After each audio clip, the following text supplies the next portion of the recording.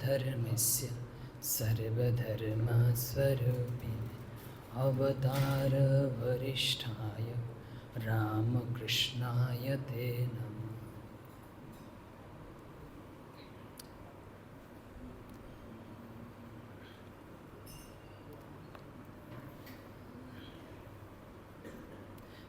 শ্রীরামকৃষ্ণ কলকাতায় বলরামের বাড়িতে রয়েছেন।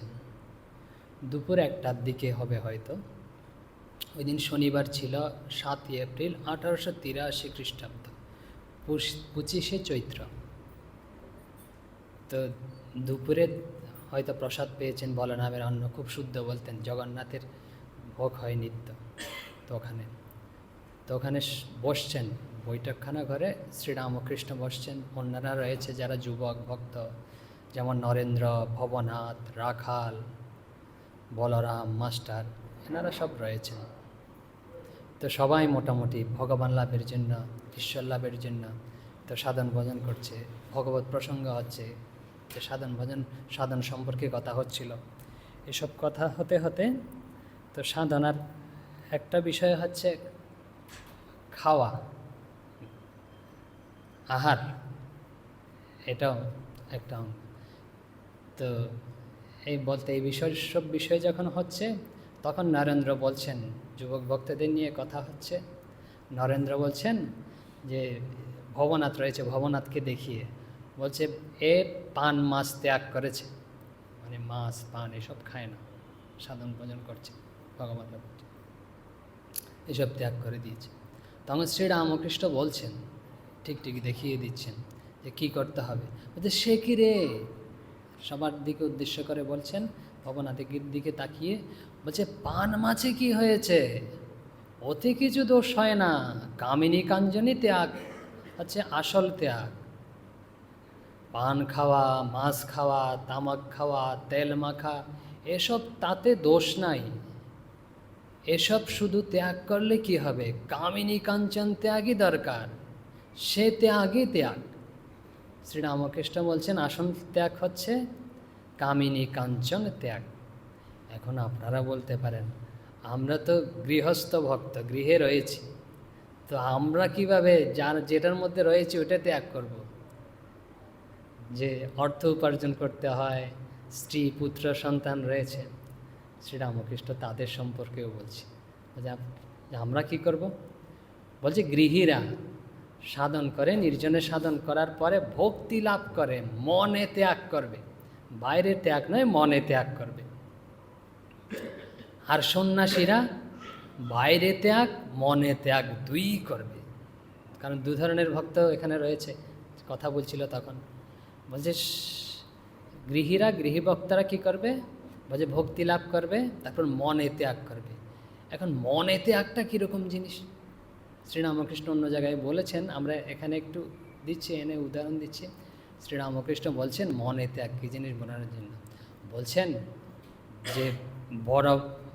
যে বড় মানুষের বাড়ির দাসী দেখেছ, বলছে ওরা ওখানে ওই বড় লোকের ঘরে খুব কাজ করে, নিজের মতো আপনভাবে সব কাজ করে, কিন্তু বাড়ি হচ্ছে হয়তো কলকাতায় নয়, বাইরে অন্য জায়গায় গ্রামে রয়েছে, তো ওখানে বাড়ি, এখানে কাজ করছে নিজের আপনভাবে, কিন্তু মন ওখানে পড়ে রয়েছে।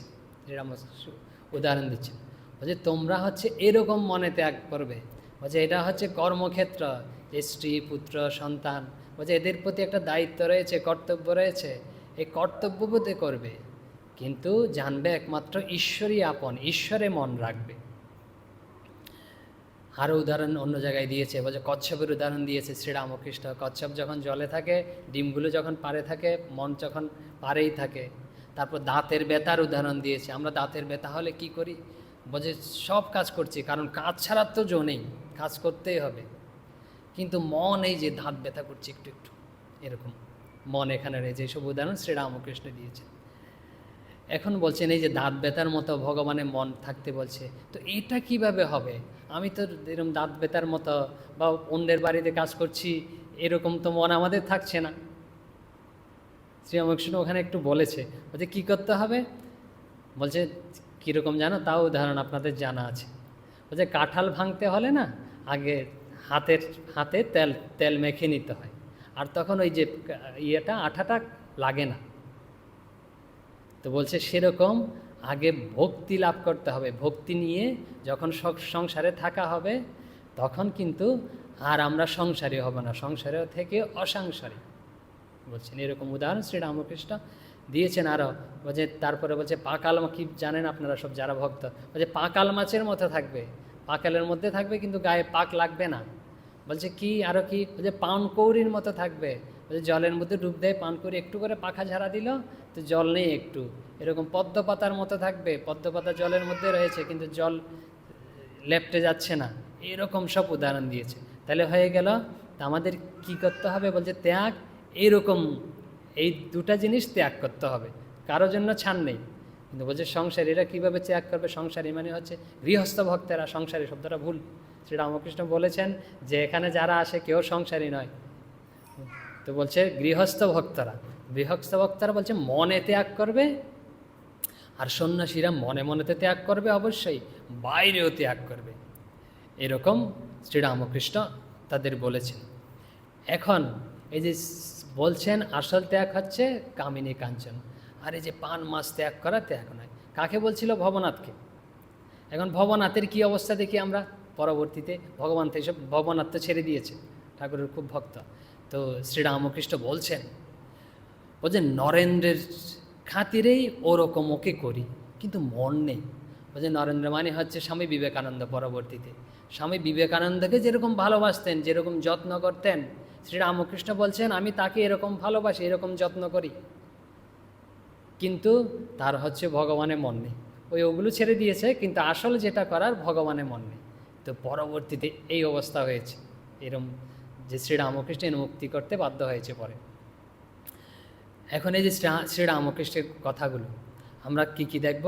যে অনুভব প্রমাণ, তারপরে কি আরেকটা হচ্ছে যুক্তি, এই যেটা যুক্তিপূর্ণ কিনা এসব কথা বলেছে। তারপরে কি শাস্ত্র প্রমাণ, শাস্ত্রতে রয়েছে কিনা। তো একটা অনুভব বলে দিয়েছি, শ্রীরামকৃষ্ণ এরকম চেয়েছিলেন কিন্তু এরকম হয়নি, ওইসব ছাড়লে কী হবে। তো কীরকম আমরা মনে করি যে এরকম খাওয়াটা অনেক সময় হচ্ছে ধর্ম, এরকম বানিয়ে ফেলেছি যে খাওয়াটাই একমাত্র ধর্ম, ওটা করলেই হবে, যে খাওয়াই ধর্ম। এখন প্রথম ওইটা বুঝতে হলে ধর্মটা কী জিনিস একটু দেখি। আপনারা জানেন, হয়তো বাল্য অবস্থায় পড়েছেন, ধর্মটা কোন শব্দ থেকে এসেছে? ধৃ ধাতু থেকে এসছে। ধৃ ধাতু থেকে ধর্ম শব্দটা এসছে। ধৃ ধাতুর অর্থ কি? হচ্ছে ধারণ করা। ধৃ ধাতু শব্দের অর্থ হচ্ছে ধারণ করা, হচ্ছে আমাদের যা ধারণ করে রেখেছে তাই ধর্ম। যে আমাদের কি ধারণ করে রেখেছে, কে ধারণ করে রেখেছে, কি জিনিস দ্বারা আমরা ধৃত আছি। একটা উদাহরণ দিই। আগুন দেখেছেন সবাই, আগুন, অগ্নি। অগ্নির ধর্ম কি? অগ্নিদের ধর্ম হচ্ছে দহন করা, দাহিকা শক্তি। যে দাহিকা দহন করার শক্তি রয়েছে, এটাই হচ্ছে অগ্নির ধর্ম। যদি এই দাহিকা শক্তিটা না থাকে, এই দহন করার শক্তিটা না থাকে, তাহলে এটাকে আমরা আগুন বলি না। ভালো, অগ্নির ধর্ম হচ্ছে দাহিকা শক্তি। অগ্নির স্বভাবই হচ্ছে দাহিকা শক্তি, এটা দহন করবেই, তাপ দেবেই। এখন সেরকম আমাদের স্বভাবটা কি একটু দেখি। আমাদের যে সবাই বলে আমাদের স্বভাব এরকম, আমরা এরকম প্রকৃতির, বাইরের স্বভাব প্রকৃতি, অন্তরের ভিতরের আগুনের ভিতরের যেমন স্বভাব দাহিকা শক্তি, সেরকম আমাদের ভিতরের স্বভাবটা কি? আমাদের ভিতরে যেটা রয়েছে স্বভাব, তা হচ্ছে এক কথাই বলি কি, আমরা আছি এটা সব সময় মনে হচ্ছে, আমরা নেই এটা কখনো মনে হচ্ছে না আমাদের। মানে হচ্ছে আমাদের অস্তিত্ব, আমি আছি, আমি আছি, এই আমাদের যে অস্তিত্ব রয়েছে না, ওটাই আমাদের স্বভাব প্রকৃত। বাইরে যে খাওয়া টাওয়া, এটা আমাদের প্রকৃত স্বভাব নয়।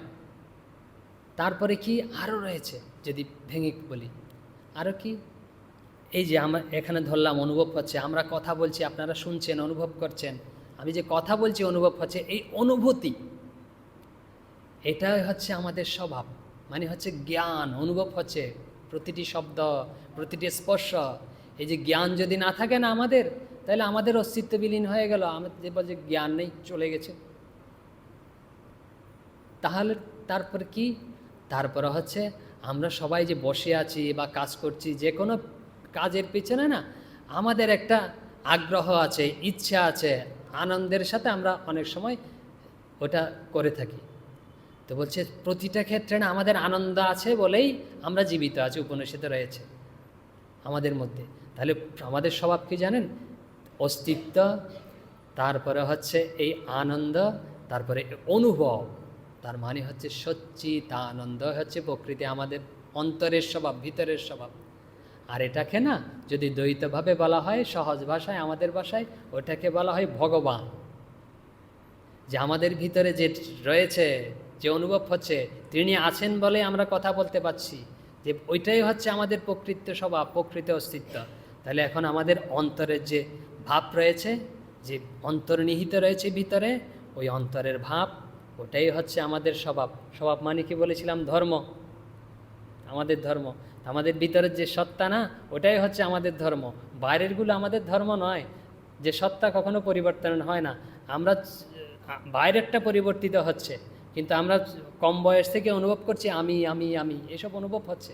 তাহলে আমাদের প্রকৃত ধর্ম হচ্ছে এই যে ভিতরে আমাদের সত্তা রয়েছে, ভগবত সত্তা, ওটাই হচ্ছে আমাদের প্রকৃত ধর্ম, ওটাই আমাদের স্বভাব। এখন স্বামীজি বলছেন, এখন স্বামীজির কথাটা বলি। আমরা যে বলেছিলাম যে ভগবানই আমাদের স্বভাব, প্রকৃত স্বভাব, সচ্চিদানন্দ, এই ব্রহ্মই আমাদের স্বভাব। বলছে ধর্ম হচ্ছে, ধর্ম কি? স্বামী বিবেকানন্দ বলছেন যে ধর্ম হচ্ছে মানুষের ভিতরে যে ব্রহ্মত্ব রয়েছে প্রথম থেকেই, তাই হচ্ছে প্রকাশ। যে ভিতরে যে ব্রহ্ম রয়েছে, ওটাই হচ্ছে আমাদের প্রকৃত ধর্ম, স্বামী বিবেকানন্দ বলছেন। এখন আমরা তো খাওয়াকে ধর্ম বানিয়ে ফেলেছি। তা খাওয়া কিসের ধর্ম আসলে? আহারটা, এটা একটু দেখি। আমাদের ক্ষুধা পায়, তৃষ্ণা পায়, আহার করি, কিসের ধর্ম? একদম শাস্ত্রীয় কথা, শাস্ত্রীয়ভাবে, শাস্ত্র থেকে একটু বলছে এটা হচ্ছে প্রাণের ধর্ম। ওইটা হচ্ছে ক্ষুধা তৃষ্ণা হচ্ছে প্রাণের ধর্ম। আরেকটু যদি খোলামেলাভাবে বলি, বলছি ওটা শরীরের ধর্ম। খাই, অমুক করি, তৃষ্ণা পাই, এটা হচ্ছে শরীরের ধর্ম। শরীরটা কি জিনিস? শরীর না তিনটা রয়েছে একদম শাস্ত্রীয়ভাবে। একটা হচ্ছে স্থূল শরীর, এই যেটা দেখতে পাচ্ছেন, আরেকটা হচ্ছে সূক্ষ্ম শরীর, আরেকটা হচ্ছে কারণ শরীর। স্থূল শরীর কি দিয়ে তৈরি? অন্নময় কোষ দিয়ে তৈরি, খাওয়া টাওয়ায় শরীর তৈরি হয়। তারপরে সূক্ষ্ম শরীর কি দিয়ে তৈরি? বলছে প্রাণময়, তারপরে হচ্ছে মনময়, বিজ্ঞানময়, এই তিনটা কোষ দিয়ে সূক্ষ্ম শরীর তৈরি। একদম শাস্ত্রীয় কথা, শ্রীরামকৃষ্ণের কথা বোঝানোর জন্য। আনন্দময় কোষ, এটা দিয়ে না হচ্ছে কারণ শরীর তৈরি। এই হচ্ছে তিনটে কোষ। বলছে আনন্দময় কোষ, তারপরে হচ্ছে অন্নময় কোষ, মানে হচ্ছে যেটাকে ঢেকে রেখেছে। তরবারি কোথায় থাকে? কোষের মধ্যে থাকে, মানে হচ্ছে আবরণ করে রাখে। এটা হচ্ছে আমাদের যে প্রকৃত স্বভাব না, প্রকৃত স্বভাবকে এরম করে ঢেকে রেখেছে, সেটাকেই বলছি কোষ। আর সেটাই হচ্ছে শরীর বোধ। আর সেই যে কোষ ঢাকা জিনিসটা কি দিয়ে তৈরি? সেটা হচ্ছে বাইরের খাবার দিয়ে তৈরি, যেটা ঢাকছে। কিন্তু ওইটা আমাদের প্রকৃত স্বভাব নয়, ওটা প্রকৃত ধর্ম নয়। এখন কোষ তো গেল, আমাদের কি দরকার? ও যে খাওয়াটাও আর কি না, আমরা অমৃত খাবো। এই সাধারণ খাবারের মধ্যে আছে কি? এই খেলাম, এই হজম হয়ে গেল। ঠাকুর বলছে গলার সন্দেশ দিলে মুখে, যেই গলার নিচে দিলে গেলে না, আর কোনো ইয়ে নেই, ওটা নষ্ট হয়ে গেল। সন্দেশ এরকম মেখে, সব মেখে ভালো ভালো খাবার রেখে দাও, দুদিন পরে পচে যাবে, একই কথা। তো বলছে গলার নিচে দিলে চলে গেল। এখন আমরা খাবো অমৃত, প্রকৃত খাবার আমাদের। যে অমৃত কিভাবে পাবো? বলছেন উপনিষদের কথা, বলছেন ন কর্মণা ন প্রজয়া ন ধনেন ত্যাগেনৈক অমৃতত্ব মানুষ। বলছে ধনের দ্বারা, মানে হচ্ছে অর্থ, হচ্ছে কাঞ্চন, কাঞ্চনের দ্বারা পাওয়া যাবে না। প্রজয়া, প্রজয়া মানে হচ্ছে সন্তান উৎপাদন, যে আমাদের আনন্দ, বলছে ওটা দিয়েও পাওয়া যাবে না। বলছে কিসের দ্বারা পাওয়া যাবে? বলছে ত্যাগে, ত্যাগে নেই, ত্যাগের দ্বারাই, ত্যাগ করার দ্বারাই এই অমৃতত্ব, যেটা আমরা খাবো না খুব সুস্বাদু, ওইটা ত্যাগের দ্বারা পাওয়া যাবে। শ্রীরামকৃষ্ণের কথা বলছি, যে শাস্ত্রে রয়েছে। শ্রীরামকৃষ্ণ কি বলেছেন? বলছেন কামিনী কাঞ্চন ত্যাগে ত্যাগ, এইটাই ত্যাগ করতে হবে প্রকৃতি যদি আমরা অমৃত পেতে যাই। এই যে বলছে, বললে এখানে শাস্ত্র উপনিষদে বলছে, মহানারায়ণ উপনিষদে রয়েছে, বলছে ন প্রজয়া, মজা হচ্ছে কাম, তারপরে কি ধনে ন, মানে হচ্ছে কাঞ্চন, এর দ্বারা পাওয়া যাবে না, এটা ত্যাগ করতে হবে, এটা ছাড়লে না প্রকৃত ধর্ম আমরা পাবো, এটা যতক্ষণ আছে প্রকৃত ধর্ম পাবে না। একদম শ্রীরামকৃষ্ণ শাস্ত্রীয় কথা, শাস্ত্রের কথা কি বলছে, বৃহৎ আরণ্যকে রয়েছে উপনিষদে, বলছে পুত্র এসনা, বিত্ত এসনা, লোক এসনা, এই 3 এসনা ত্যাগ করতে হবে গৃহস্থদের। পূর্বেই বলেছি শ্রীরামকৃষ্ণের কথা, এই যে পুত্র এসনা মানে পুত্র পাওয়ার ইচ্ছা, বলছি গৃহস্থ আমরা যে পুত্র চাই, আমরা কীভাবে ত্যাগ করব? শ্রীরামকৃষ্ণ বলে দিয়েছে পুত্র এরকম ছেড়ে দিতে হবে না, পুত্র আছে, পুত্রতে কিন্তু যে আসক্তি থাকবে না। হ্যাঁ, এটা ভগবানের সন্তান, আমাকে দিয়েছে, আমি এর যত্ন করছি, মানুষ করছি, এরকম হচ্ছে পুত্রের প্রতি আসক্তি থাকা যাবে না। সেরকম অর্থ থাকবে, কিন্তু অর্থের প্রতি আসক্তি থাকবে না, এই উপনিষদ বাক্য শ্রীরামকৃষ্ণ বলছেন। এখন শ্রীরামকৃষ্ণের খুব সুন্দর একটা উদাহরণ দিই, কথাটা একদম সহজ হয়ে যাবে। বলছে এইসব কেন আমাকে ছাড়তে হবে? বলছে ওসব বাইরের জিনিস ছাড়লেও তো হয়, খাওয়া দাওয়া ছেড়ে দিলাম। বলছে ধরুন আপনি হচ্ছেন একটা খুব সুন্দর জমি দেয়া হয়েছে, তো জমিতে আপনি চাষ করবেন। কি চাষ করবেন? যে কোনো বিষয়, ধান চাষ করতে পারেন, গম চাষ করতে পারেন, যে কোনো জিনিস আপনি চাষ করতে পারেন। তো চাষ করার জন্য কি ওখানে হচ্ছে বীজ বুনতে হবে, তারপরে সার দিতে হবে, তারপরে কি জল দিতে হবে, এইসব দিতে হবে। এইসব সব আপনি দিচ্ছেন, জল দিচ্ছেন, সার দিচ্ছেন, কিন্তু ওই জমিটাতে না কতগুলো নিচে দিয়ে ছিদ্র রয়েছে, গোগ বলেছেন শ্রীরামকৃষ্ণ, বা আলটা ভাঙা রয়েছে, ওই জল সব বেরিয়ে যাচ্ছে, সার সব বেরিয়ে যাচ্ছে। তাহলে আপনি যতই দিন না কেন ওই জমিতে ভালো ফসল কখনো হবে না। তো শ্রীরামকৃষ্ণ বলছেন যে আমরা যে কী দিই, আহার দিই, বিভিন্ন কিছু দিই, ভালো আহার, ভালো অমুক কিছু, একদম শুদ্ধ সত্য ধরুন আহার দিলাম, অমুক দিলাম, আমি একদম সব মাছ অন্য সব ত্যাগ করে দিলাম, সব ভালো ভালো জিনিস দিচ্ছি, কিন্তু ওই যে কাম কাঞ্চন রূপ দুটো যদি গর্ত থাকে না, ওদিক দিয়ে সব বেরিয়ে যাবে, আমি যতই কিছু ভালো দেই না কেন। তো শ্রীরামকৃষ্ণ বলছেন ওই যে কাম কাঞ্চন রূপ গর্ত দুটো বন্ধ করতে হবে। আর তুমি জমিতে যা সার বেশি দাও আর কম দাও, জল বেশি দাও আর কম দাও, ওই জল অল্প দিলেও জমা থাকবে, সার অল্প দিলেও জমা থাকবে, সার না দিলেও হবে, ফসল ফলবে। কিন্তু তুমি যদি যত পরিমাণ দিতে থাকো, বেশি পরিমাণ, কিন্তু এসব দিয়ে কিন্তু সব বেরিয়ে যাবে। তো শ্রীরামকৃষ্ণ এরকম বলছেন আসল ত্যাগ হচ্ছে না ওই কামিনী কাঞ্চন ত্যাগ, এই যে পান খাওয়া, মাছ খাওয়া, এগুলো ত্যাগ করে আমি ভাবলাম আমি ধর্ম লাভ করব, আমার প্রকৃত স্বরূপকে উপলব্ধি করব, সব ছেড়ে দিলাম, এগুলো ছাড়লে আসল ত্যাগ হলো না। প্রকৃত ত্যাগ হচ্ছে এই শ্রীরামকৃষ্ণ ভবনাথের অবস্থা এরকম বলেছেন। এখন আমরা আসি আরেকটু, উপনিষদে রয়েছে, উপনিষদের কথাই হচ্ছে, ভজে আহার শুদ্ধ, সত্যশুদ্ধি, সত্যশুদ্ধ ধ্রুব স্মৃতি, স্মৃতি লম্বে সর্বগ্রন্থিনাং বিপ্রমোক্ষ। বলছে আহার শুদ্ধ, আহার বুঝতে পেরেছেন তো, খাওয়া যদি শুদ্ধ হয় না, তখন কি হয়, সত্য শুদ্ধ হয়, চিত্ত শুদ্ধ হয়, আমাদের মন শুদ্ধ হয়। তারপরে কি, এই চিত্ত যখন শুদ্ধ হয় না, আমাদের স্মৃতিটা ধ্রুব হয়, বুদ্ধি ঠিক ঠিক কাজ করে, সূক্ষ্ম বুদ্ধি হয়, ধ্রুব স্মৃতি হয়। আর সেই স্মৃতির দ্বারাই না এই যে সর্বগ্রন্থি সব রকমের বন্ধন কাটা যায়। এখন বলছেন আহার শুদ্ধ হতে হবে। এখন আহার শুদ্ধি বলতে আমরা কি বুঝি? রামানুজ বলছে, রামানুজের নাম অনেকেই জানেন আপনারা, আমরা একটা একটা বলবো, রামানুজ, শঙ্করাচার্য, তারপরে হচ্ছে মীরাবাই, তো বলবো। রামানুজ বলছেন এই আহার 3 প্রকার অশুদ্ধ হয়, 3ভাবে আহার অশুদ্ধ হয়। কি বলছেন? বলছে একটা কি দোষ, বলছে জাতি দোষ, আশ্রয় দোষ এবং নিমিত্ত দোষ। জাতি দোষ কি? রামানুজাচার্য বলছেন, মহান আচার্য, তিনি বলছেন জাতি দোষ। জাতি দোষ মানে কি? বলছে খাবারের মধ্যে যদি পেঁয়াজ, রসুন এসব দিয়ে দাও না, এসব দিলে ওই আহারটা অশুদ্ধ হয়ে গেল। তারপরে কি? তারপরে হচ্ছে আশ্রয় দোষ। আশ্রয় দোষ মানে কি? আচ্ছা, কোনো অপবিত্র ব্যক্তি যদি ওই খাবারকে স্পর্শ করে, আপনি জীবাণু হাতে, সবাই জানেন জীবাণু হাতে ওই খাবারকে স্পর্শ করলেন, অথবা মন শুদ্ধ নয় এরকম ব্যক্তি যদি এই খাবারকে স্পর্শ করে, তাহলে ওইটা হচ্ছে আশ্রয় দোষ। তার হচ্ছে নিমিত্ত দোষ, খাওয়ার মধ্যে ময়লা পড়েছে, চুল পড়েছে, যা এরকম মাছি বসেছে, এরকম যদি হয় না, এটাকে বলা হয় হচ্ছে নিমিত্ত দোষ। এই 3 প্রকারের দোষবিহীন খাবার গ্রহণ করতে হবে। এখন রামানুজ হিসেব বলেছেন, বলছে শঙ্করাচার্য বলছেন, বলছে মশাই আমাকে একটু বলতে দিন, আমি একটু কিছু বলি, আচার্য শঙ্কর। এই যে আমরা ইয়েটা বললাম, উপনিষদের মন্ত্রটা বললাম, এই মন্ত্রের ব্যাখ্যায় তিনি বলেছেন, বলছে কি ছান্দোগ্য উপনিষদে এই মন্ত্র রয়েছে, বলছে শঙ্করাচার্য বলছেন আহ্রিয়তে ইতি আহার, বলছে যা আহরণ করি না তাই হচ্ছে আহার। বলছে আমরা কি শুধু মুখ দিয়ে আহরণ করি? এক আচার্য বলছে আমরা এই যে মুখ দিয়ে আহরণ করি, আমরা কি শুধু মুখ দিয়ে আহরণ করি? কি কি দিয়ে আহরণ করি? এই চোখ দিয়ে আহরণ করি, কি দৃশ্য ঢুকাচ্ছি সব, কান দিয়ে শব্দ সব ঢুকাচ্ছি, তারপরে নাক দিয়ে খুব সুস্বাদু বা খুব দুর্গন্ধ এসব ঢুকাচ্ছি। আমাদের যে পঞ্চ ইন্দ্রিয় রয়েছে না, এগুলো সব দিয়ে আমরা কিন্তু গ্রহণ করি।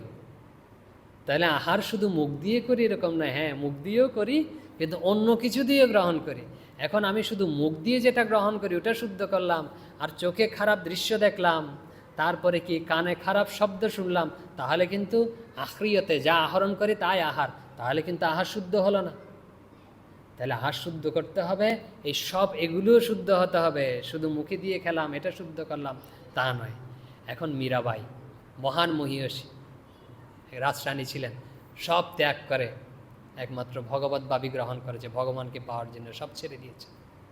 যে মীরাবাই, যে মহান মীরাবাই বলছেন কি দেখি, যে আহার কি জিনিস বলছেন, তার খুব সুন্দর একটা গান আছে, আপনারা অনেক সময় হয়তো শুনেছেন, বলছে ফলমূল খাকে হরি মিলে তো বাদুর বাদরায়।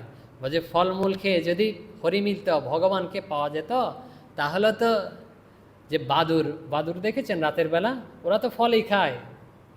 আর হচ্ছে বাদর, বাদর দেখেছেন এরকম, বাদর তো সবাই চিনেন। এই বাদর আর বাদুরের না আগেই হরি মিলে যেত, মানুষের আগে। ওরা পুরা জীবনই ফলমূল খেয়ে যাচ্ছে, কিন্তু ওই তাদের তো কখনো ভগবান লাভ হতে দেখি না। মীরাবাই বলছেন, বৈষ্ণব সাধিকা। আর কি বলছে, তৃণভকংসে হরি মিলে তো বহুত মৃগী অজা। বলছে তৃণ বুঝতে পারছেন, ঘাস, যে ওরা ঘাস ছাড়া অন্য কিছু খায় না, সবজি ঘাস ছাড়া কিছু খায় না। যে ঘাস খেয়ে যদি, শুধু ঘাস খেয়ে থেকে যদি ভগবান লাভ হতো না, তাহলে তো অনেক রয়েছে হরিণ, আর কি অজামানে হচ্ছে ছাগল। এই ছাগল হরিণের আগে ভগবান লাভ হতো, মানুষের হতো না, কিন্তু এদের তো কখনো হতে দেখি না। তাহলে শ্রীরামকৃষ্ণ বলছেন এটা আসল ত্যাগ নয়। তা আসল ত্যাগ কি? যে কাম কাঞ্চন ত্যাগ। সবাই একরাত, সব শিয়ালের বলেন একরাত, শ্রীরামকৃষ্ণ বলেছেন সবাই এক কথা বলছে। এখন শ্রীরামকৃষ্ণ এরম বলছেন যে কি পান মাছ ত্যাগ নয় ত্যাগ। তাহলে আমরা যা ইচ্ছে তা খেতে পারবো, যে পরিমাণ ইচ্ছে অত খেতে পারবো, তাই নাকি? পেয়ে গেলাম শ্রীরামকৃষ্ণের উক্তি, আমরা যা ইচ্ছে তা খাবো, যত পরিমাণ ইচ্ছে তত খাবো। এখন তিনি কিরম শিক্ষা দিতেন তার সন্তানদের দেখি, একজন একজন মাঝে মাঝে। এর মধ্যে মাঝখানে আমরা আসবো রাজা মহারাজ। তখন আবার রাজা মহারাজ তখন হচ্ছে রাখাল বালক শ্রীরামকৃষ্ণের কাছে দক্ষিণেশ্বরে রয়েছে। তো শ্রীরামকৃষ্ণের ঘরে না সকালবেলা মায়ের প্রসাদ আসতো, সবসময় আসতো, দুপুরবেলা আসতো, সকালবেলা আসতো। তো সকালবেলা সকালে পূজার পরে মায়ের প্রসাদ এসছে, ফল মূল ইত্যাদি এসছে, এরকম সব মিষ্টি, তারপর মাখন এসব এসছে। তারপরে যে এসছে না, রাখালকে শ্রীরামকৃষ্ণ পুত্রবৎ, মানস পুত্র, পুত্রের মতো স্নেহ করে। তো রাখালের তার এইসব পত্নী লাফিয়ে গিয়ে এক দৌড়ে গিয়ে না ওই প্রসাদের থালা থেকে এরকম মাখনের যে ডেলা রয়েছে ওটা নিয়ে পুরাটা হাওপ করে ঢুকিয়ে দিয়েছে। শ্রীরামকৃষ্ণ দেখছি, তারপরে আচ্ছা করে বকে দিয়েছে, বলছে এরকম করলি কেন তুই? কারণ হচ্ছে এরকম যদি প্রসাদ হোক আর যা হবে হোক, যে আমরা যদি লোভ করে খাই না, ওটাতেই কাম বৃদ্ধি হবে। যেটা লোভ করে খাওয়া হবে না, ওটাতে কোনো দোষ নেই। বলছেন এটা রাজা মহারাজ রাখাল লোভ করে খেয়েছে, এই প্রসাদ অন্য কিছুই তো ছিল, সুন্দর করে ভক্তি করে খায়নি, এটা পেয়েছে, মাখনটা পেয়েছে, এরকম করে নিয়েছে আর ঢুকিয়েছে। তারপরে শ্রীরামকৃষ্ণ তাকে দিয়েছে বকা, বলছে এরকম করে জীবন আর খাবি না। আরও আজ ঘটনা আছে একটা একটা, কীরকম তিনি কঠোর।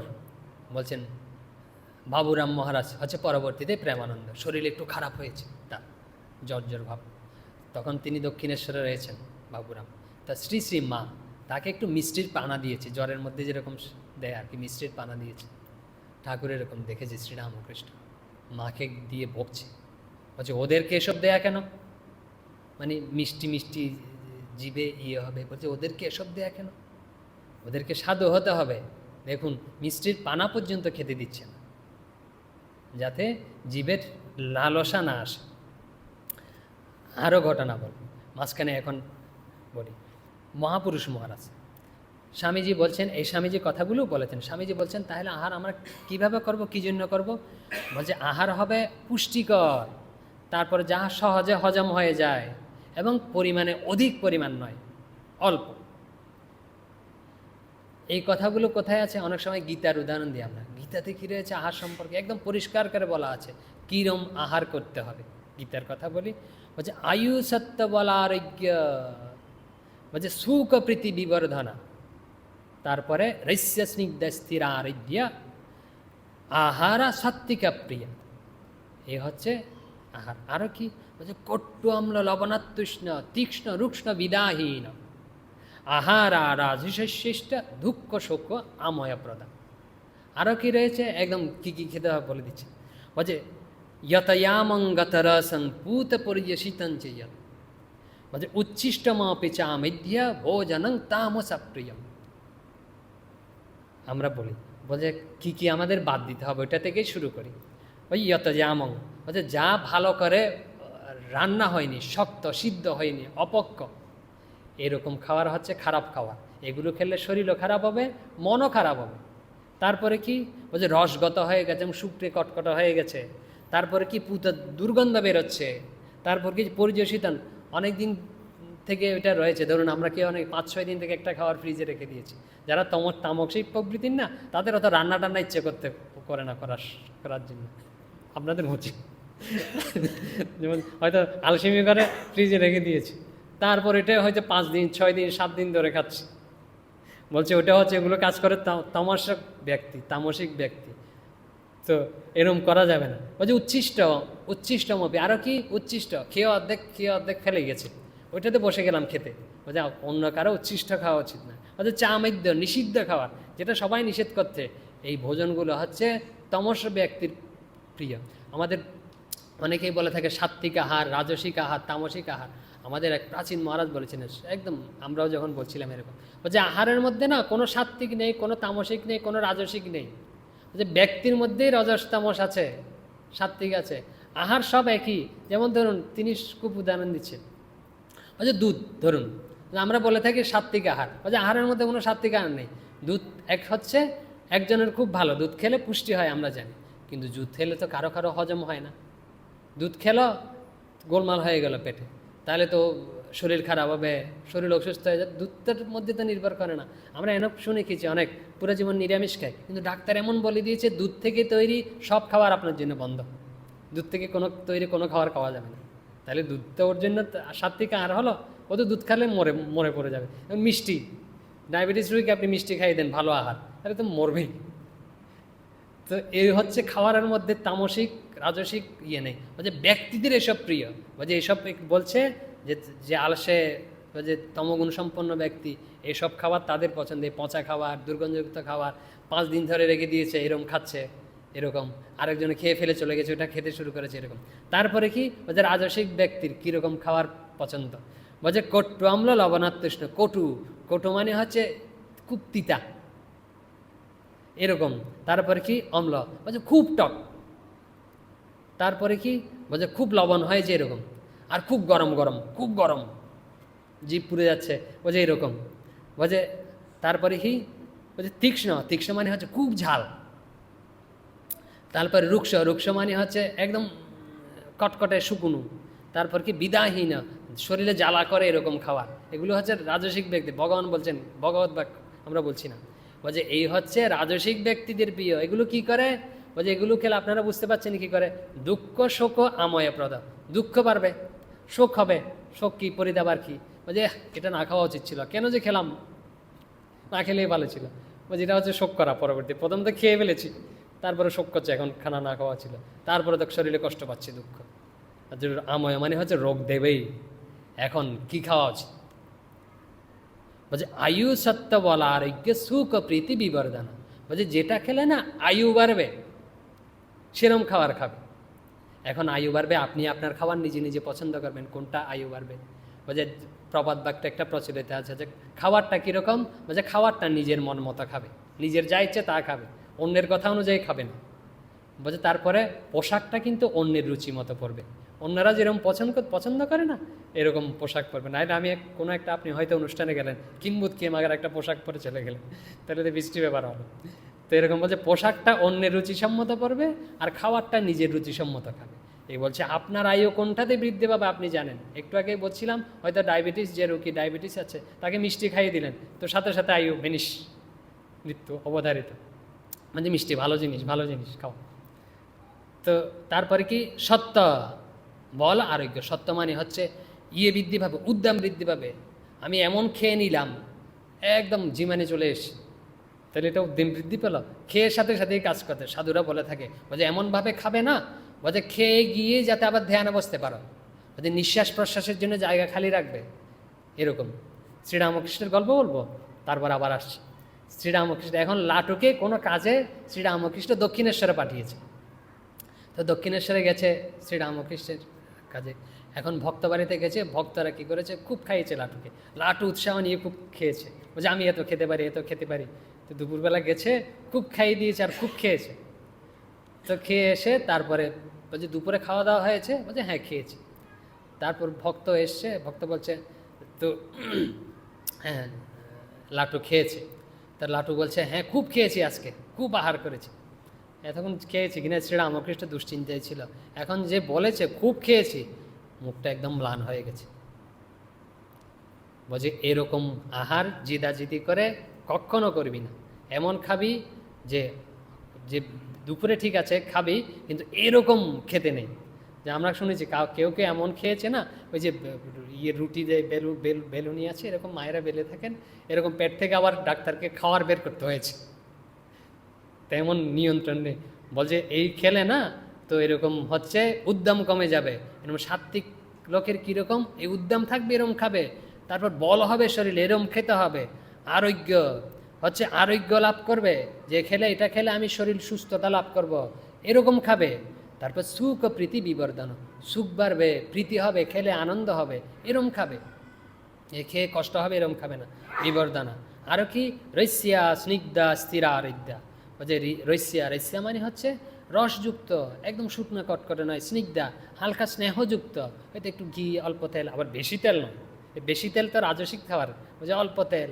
এই তারপরে হচ্ছে স্থিরা, এই স্থির হৃদ্যা মানে হচ্ছে মনোহর মরণম খাওয়ার, এসব হচ্ছে সাত্ত্বিক ব্যায়ামের কৃত্য।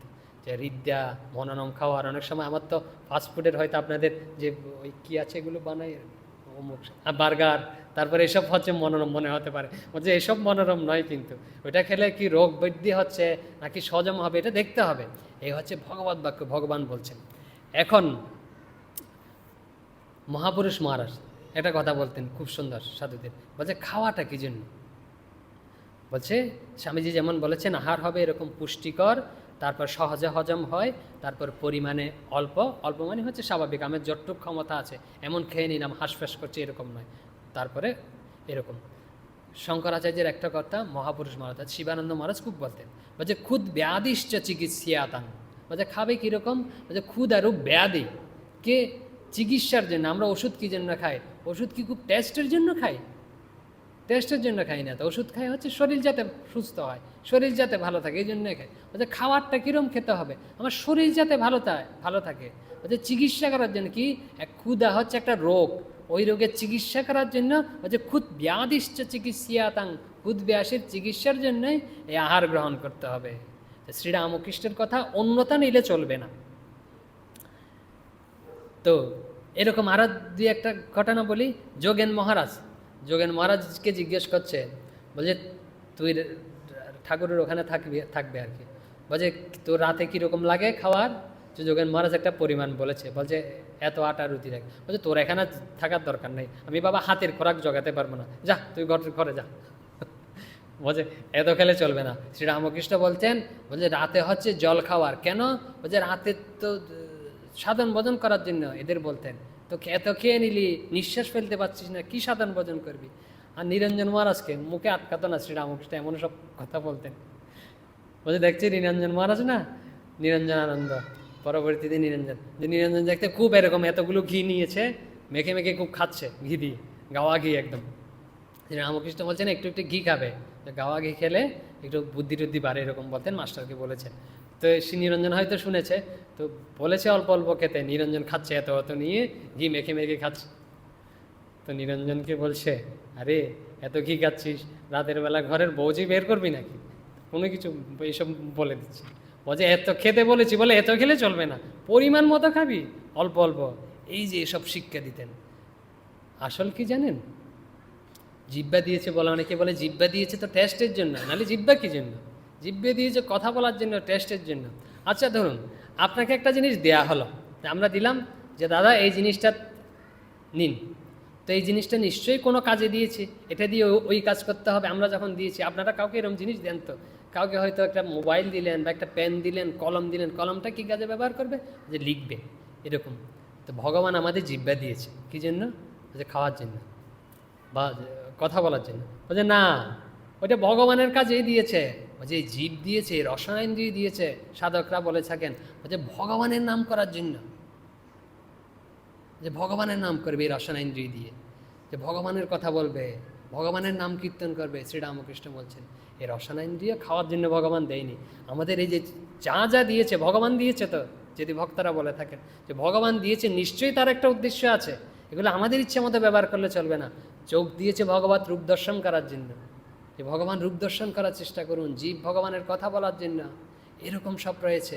পা দিয়েছে ভগবানের মন্দিরে তীর্থস্থানে যাওয়ার জন্য, কান দিয়েছে ভগবত বাক্য শোনার জন্য, এইসব তিনি এই জন্যই দিয়েছেন, আমাদের ইচ্ছে মতো ব্যবহার করার জন্য নয়। এই যে শ্রীরামকৃষ্ণ কী বলেছেন, প্রথম থেকে একটু করে বলি।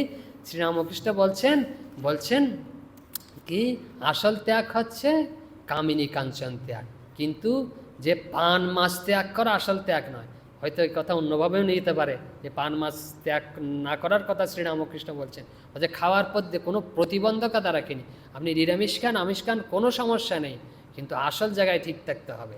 যে শ্রীরামকৃষ্ণের কথা, যে পান মাছ ত্যাগ নয়, কামিনী কাঞ্চন ত্যাগে ত্যাগ। আর এই যে রসনেন্দ্রিয় ভগবত নাম করার জন্য সর্বদা, এই ভগবানের চিন্তা করার জন্য মন।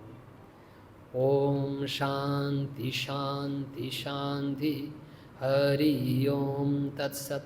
শ্রীরামকৃষ্ণায় প্রণমস্তু।